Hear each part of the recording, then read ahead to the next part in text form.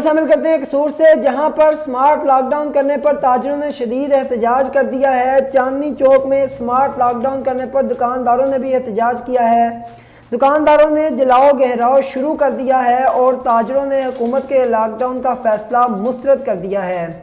کاروبار بند کرنے پر تاجر سڑکوں پر نکل آئے ہیں اور شہر کی مین شاہراہ ٹریفک کے لیے بند کر دی ہے۔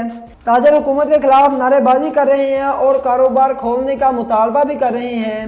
نیا بازار چاندنی چوک میں تاجروں کا رش لگا ہوا ہے اور تاجروں کا کہنا ہے کہ کاروبار بند کر کے ہمارا معاشی قتل کیا جا رہا ہے۔ اس کے علاوہ تاجروں کا یہ بھی کہنا ہے کہ SOPs پہ عمل کر رہے ہیں، ہمارے کاروبار کھولے جائیں۔